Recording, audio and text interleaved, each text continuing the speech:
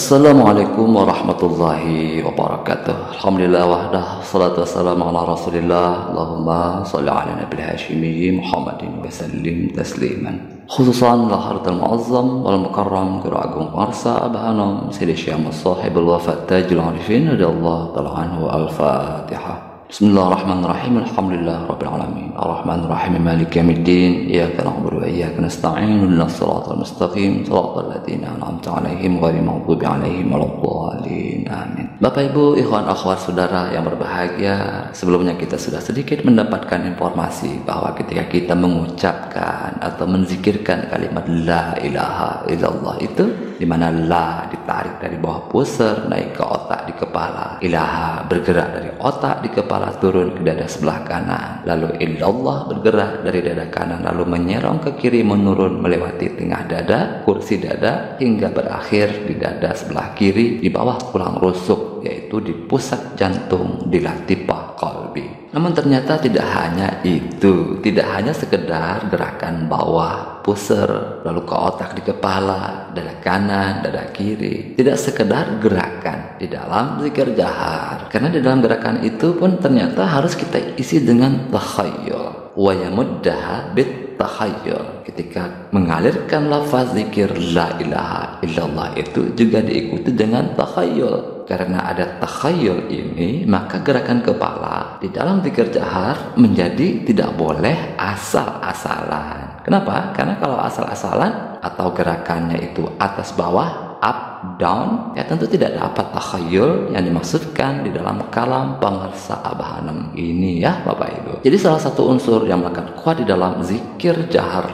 la ilaha illallah itu, yang bergerak dari bawah pusar lalu ke otak di kepala lalu ke dada kanan lalu ke dada kiri dan berakhir di bawah tulang rusuk di latifah qalbi, itu adalah takhayyul. Lalu kemudian apa yang dimaksud dengan takhayyul di sini? Yaitu mengimajinasikan atau memvisualisasikannya. Jadi imagination dan visualization ada dua dalam terjemahan bahasa Inggris itu, ya.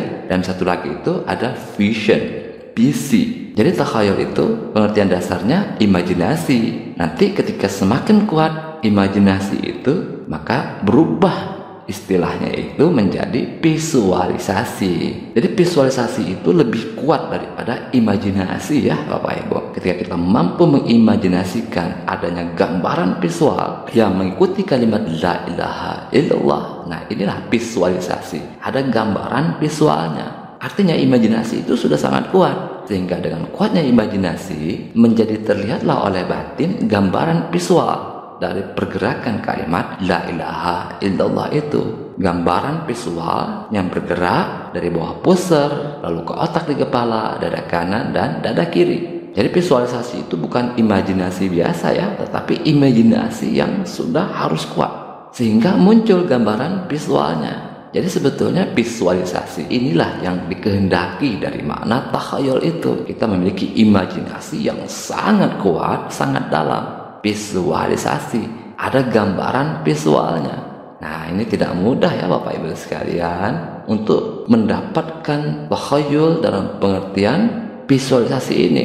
Karena kalau sekedar imajinasi biasa, mungkin banyak orang bisa melakukannya. Akan tetapi bila imajinasinya itu sangat kuat sehingga imajinasi itu berubah menjadi visualisasi, ketika kita melafazkan la ilaha illallah itu yang bergerak dari bawah pusar lalu ke otak di kepala, ke dada kanan, ke dada kiri, maka ini bisa dikatakan ini merupakan berkah dari kesadaran zikir yang sangat kuat tadi. Nah, jadi begitu, ya Bapak Ibu sekalian, ketika zikir jahar tidak cukup melafazkan kalimat la ilaha illallah, tetapi juga kita harus menyadari pergerakan la ilaha illallah itu dari bawah pusar ke otak di kepala, ke dada kanan, ke dada kiri, tetapi juga di dalamnya harus ada takhayyul. Kita mampu melakukan visualisasi di dalam kita zikir pada kalimat la ilaha illallah itu.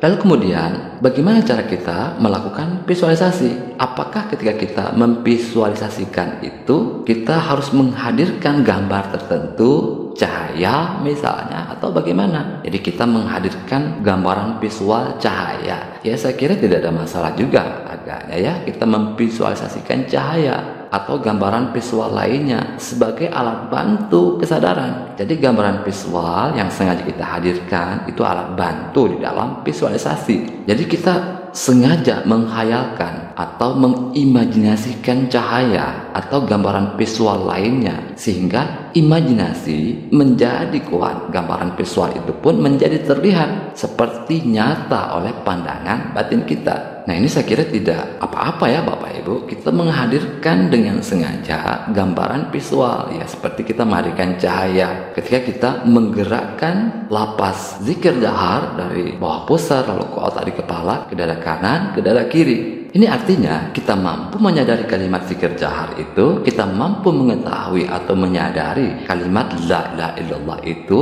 Juga bersamaan dengan itu kita pun menyadari pergerakan kalimat ini dari bawah pusar ke otak di kepala lalu dada kanan dada kiri. Nah, ini kan berarti sudah ada dua yang kita sadari ya, yaitu kalimatnya dan pergerakannya. Dan bersamaan dengan itu kita pun menyadari gambaran visual yang sengaja kita ciptakan, yaitu cahaya tadi misalnya. Nah, di sini jadi ada tiga yang kita sadari ya, kalimat la ilaha illallah. Yang kedua, pergerakan la ilaha illallah dari bawah pusar ke otak, lalu ke dada kanan, lalu ke dada kiri. Dan yang ketiga adalah gambaran visual, yaitu cahaya tadi yang mengikuti pergerakan zikir pada kalimat la ilaha illallah. Nah, ini sebetulnya latihan zikir sir ya Bapak Ibu. Kita latihan menguatkan batin ma'rifat kita, atau istilah lainnya kita latihan untuk mengembangkan kesadaran batin kita agar senantiasa hudur di kekinian kita bersama Allah. Dawamu huduril qalbi ma Allah. Nah, itu yang pertama. Jadi cara visualisasi yang pertama, kita sengaja menghadirkan gambar visualnya, yaitu seperti gambar visual cahaya atau gambaran visual lainnya. Adapun yang kedua, kita tidak perlu menghadirkan gambaran visual apapun di dalam proses takhayyul atau visualisasi itu di dalam zikir jahar. Kita cukup hanya merasakan, cukup hanya menguatkan kesadaran batin kita pada dua hal tadi, yaitu kalimat zikir jahar la ilaha illallah, dan yang kedua adalah pergerakannya yang bergerak dari bawah pusar ke otak di kepala, lalu ke dada kanan, lalu ke dada kiri. Jadi hanya dua hal ini yang kita sadari dengan penuh, kita tahu penuh, kita ingat penuh. Ya paling tidak dua hal ini ya Bapak Ibu sekalian, yaitu kalimatnya dan juga pergerakannya. Lalu bagaimana dengan gambaran visualnya? Gambaran visualnya akan terbentuk dengan sendirinya ketika batin kita semakin kuat kesadarannya itu. Kenapa bisa demikian? Nah, jadi Bapak Ibu sekalian, salah satu syarat visualisasi itu adalah kepasrahan. Batin harus benar-benar pasrah. Apa maksudnya? Maksudnya batin intelektual kita itu benar-benar pasif,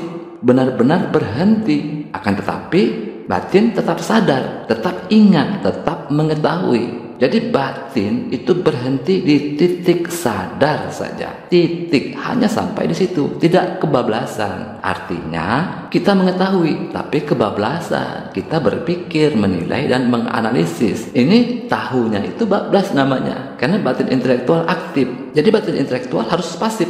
Tidak boleh berpikir apapun, hanya kesadaran yang muncul. Kesadaran, kesadaran, dan kesadaran. Ya, sadar itu apa? Sadar itu artinya kita tahu, kita tidak lupa, kita tidak lalai. Jadi ingat kita itu, tahu kita itu, ini sadar. Hanya tahu, hanya ingat, hanya sadar. Tidak lupa, tidak hilang ingatan, ngoblong, ngacaprot, ngadar ngidul. Jadi ketika batin sadar penuh, batin tidak lupa, batin tidak lalai, tetapi batin intelektual itu pasif, benar-benar berhenti, benar-benar diam batin intelektual itu, maka inilah kesadaran penuh, kesadaran yang murni. Inilah yang disebut dengan batin yang pasrah. Kalau batin sombong itu ya batin intelektual itu aktif. Pasrah itu hanya kesadaran, tidak lupa, dan batin intelektual berhenti, bersifat pasif. Jadi untuk menghadirkan gambaran visual dalam zikir jahar, ya syarat utamanya itu adalah pasrah, nerimo, ridho, sedaya-daya. Jadi pasrah itu syarat utamanya untuk visualisasi. Maka dengan batin pasrah, dengan batin yang sadar penuh di dalam zikir, baik pada kalimat atau pada pergerakannya, maka gambaran visual itu nanti akan muncul dengan sendirinya, akan berbuah dengan sendirinya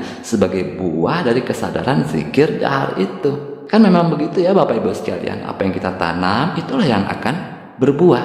kita tanam benih kesadaran pada kalimat dan pergerakan zikir jahan tadi, maka akan ada buahnya, yaitu dalam bentuk gambaran visual yang terlihat oleh mata batin kita. Nah, latihan ini sebetulnya luar biasa sekali ya Bapak Ibu sekalian. Di samping untuk mengikat kesadaran kita supaya tidak ngablung ngacaprak ngalor ngidul, tetapi juga ada fungsi lainnya yang juga dahsyat, yaitu untuk melatih menguatkan pandangan visioner kita. Maka takhayul itu salah satu artinya adalah vision atau visi, pandangan visioner, pandangan ke depan. Kemudian Bapak Ibu sekalian, untuk memudahkan visualisasi jenis kedua ini, nah mari kita sama-sama praktek ya Bapak Ibu. Dalam hal ini kita mencoba untuk membangkitkan gambaran visual berkenaan dengan tali batin. Nah ini kan robitoh ya. Robitoh itu adalah tali batin atau ikatan batin. Jadi kalau robitoh ke syekh itu artinya ikatan batin kita ke beliau, ke guru spiritual kita. Jadi Bapak Ibu,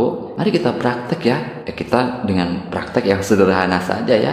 Kita coba membangkitkan robitoh atau tali batin anak kita misalnya ya. Bila Anda punya seorang anak kecil yang masih SD, yang batin intelektualnya belum benar-benar aktif, nah ini akan mudah bagi kita visualisasi. Nah nanti kita coba praktekkan visualisasi pada tali batin anak kita. Lalu bagaimana caranya? Caranya pertama sekali ya suruh anak kita itu duduk dengan tenang. Suruh dia memejamkan mata. Rilekskan badan dan batinnya. Mungkin dengan menarik napas pelan-pelan dari hidung sebanyak 3 kali. Menghembuskannya pelan-pelan dari mulut. Sehingga batinnya lebih rileks, lebih tenang, lebih pasrah. Anda bisa menguji kepasrahan anak Anda itu dengan menyuruhnya misalnya mengangkat tangan atau apapun. Bila dia mengikuti saja apa yang Anda katakan, ini pertanda batinnya sudah lebih pasrah, sudah siap untuk kita lakukan visualisasi pada anak kita itu. Maka setelah itu coba kita katakan kepada dia, "Adek, coba hadirkan gambar ibu di hadapan adek." Nah, jadi kita suruh dia menggambar secara visual atau memvisualisasi gambaran ibunya. Pastikan dia mendapatkan sosok atau gambar visual ibunya itu di hadapannya dengan jelas. Dan kalau bisa posisinya tidak terlalu jauh.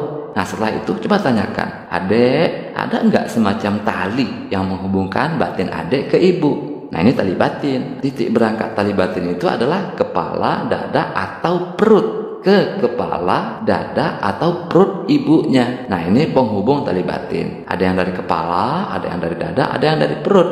Nah nanti mungkin dia melihat tali batin itu apakah dadanya bersambung ke dada ibunya atau perutnya ke dada ibunya. Nanti akan terlihat oleh anak itu adanya tali batin yang menghubungkan dirinya dan ibunya. Lalu kemudian kita tanyakan lagi, "Adek, bersambung enggak tali batinnya itu?" Nah ini perlu kita tegaskan. Jadi kalau dada ke dada itu tali batinnya itu bersambung dari dada sang anak ke dada ibunya, atau dari perut ke dada berarti bersambung dari perut anaknya ke dada ibunya. Nah ini kalau bersambung itu bagus ya, karena ada anak memang terlihat olehnya tali batin itu secara visual, namun sayangnya tidak bersambung tali batin itu.